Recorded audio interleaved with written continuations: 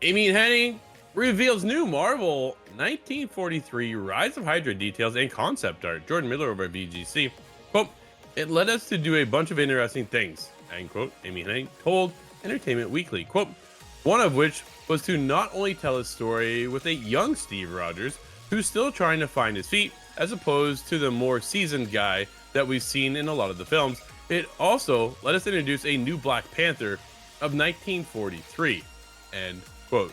The development team, Skydance Games, is being led by Amy Hennig, the director of the first 3 Uncharted games. Quote, it led us to tap into all of the things that I love, all of the wonderful tropes of World War II era adventure films, classic men on a mission movies, and all of that. End quote.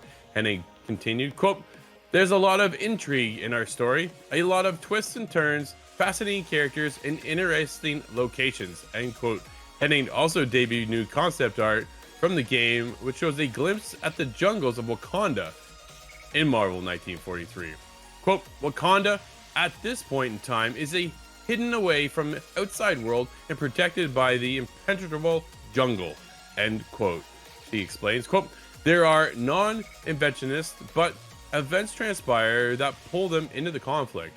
They have to protect their interests. The world is getting smaller, no satellites yet, but there will be soon.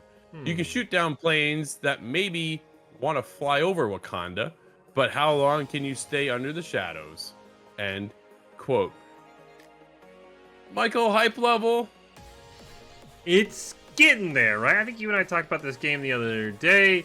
It's one of those where I'm not sure we're gonna get it next year like we're rumored, right? We've already talked about it. Next year is just such a massive, almost I want to say over bloated year, it feels like at this point, right?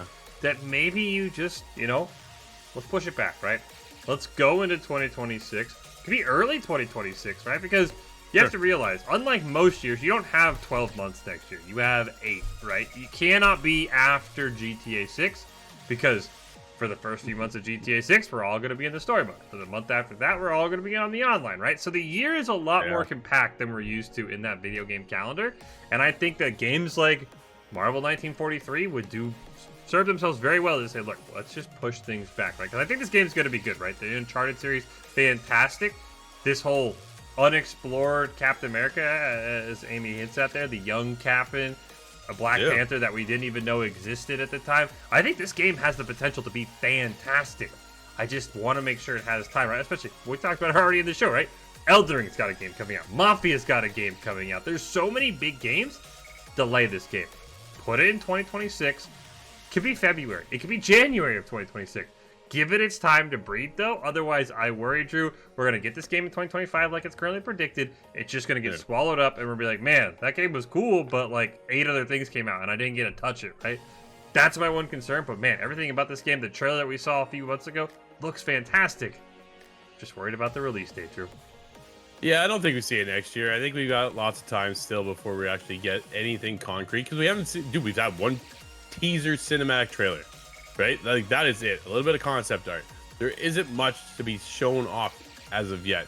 They're not ramping up for them to display, say, hey, this is why you need to check out Marvel 1943. I think it's a cool setting.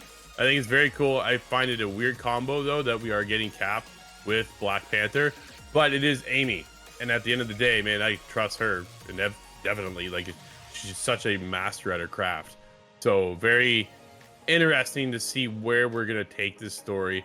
How long is the game is always one of the things now that kind of raises my flags up a little bit because we get so far into the depths of these games that a lot of people just don't finish games anymore, right? Is it worth putting out a 30-40 hour game, or can we scale this back to what Uncharted was back in the day, 8 to 10 hours, right? Even by the time we get to Uncharted 4, dude, we're like 30 hours. Like, whoa, man, this is still going, kind of thing. And I had a great time, but it's just like, man. Again, she did the first 3. I don't think she touched 4. So, but either way, it was one of those. The longer they got in the game, they just continued to grow in hours. That kind of gets to be a bit of concern because at the end of the day, dude, all of us are jumping on multiplayer games right now. Right? I want to sit down and want to hang out with my friends. I want to play a fantastic single player campaign. Indiana Jones right now, definitely one of those games. Can they pull us in to get that feeling where I don't want to get pulled away and hang out with my friends? I want to complete the story. It's Amy. Yes, I think we are going to get that. But can we wrap it up in 12 hours, please? That's the... Don't give it too much, but pull us in. I don't want to be on Marvel fatigue is the other side of it as well, right? That's another concern moving forward.